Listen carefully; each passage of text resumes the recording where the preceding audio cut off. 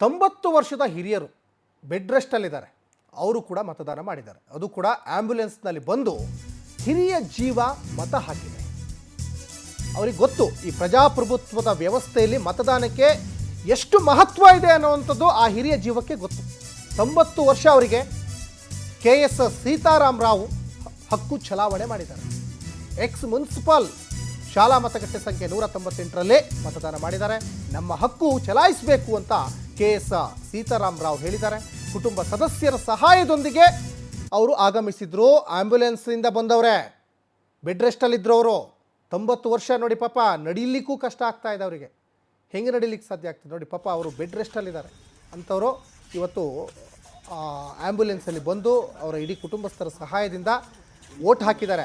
ನಿಜಕ್ಕೂ ನಾಚಿಕೆ ಆಗಬೇಕು. ಮತದಾನ ಹಾಕೋಕ್ಕೆ ಹಿಂದೇಟು ಹಾಕ್ತಾ ಇದ್ದಾರಲ್ಲ, ಅಂಥವ್ರು ನೋಡಬೇಕು. ಇಂಥ ಹಿರಿಯ ಜೀವವನ್ನು ನೋಡಿಬಿಟ್ಟು ಕಲಿಬೇಕು. ವೋಟಿಂಗ್ ದಿವಸನೂ ಎಲ್ಲೆಲ್ಲೋ ಟ್ರಿಪ್ ಹೋಗ್ತಾ ಇರ್ತೀರಾ, ನೀವು ಬೇರೆ ಬೇರೆ ಪ್ಲೇಸ್ಗಳಿಗೆ ಹೋಗ್ತಾ ಇರ್ತೀರಾ. ಅದು ನಮ್ಮ ಹಕ್ಕು ಅನ್ನುವಂಥದ್ದನ್ನ ಇಂಥ ಹಿರಿಯ ಜೀವ ಇವತ್ತು ತೋರಿಸ್ಕೊಡ್ತಾ ಇದೆ. ಬೆಡ್ ರೆಸ್ಟಲ್ಲಿದ್ದಾರೆ ಪಾಪ 90 ವರ್ಷದ ಹಿರಿಯರು ಇವರು. ಮತ್ತು ಇನ್ನು ಕೆಲವೊಂದು ಕಡೆ ನೋಡಿ,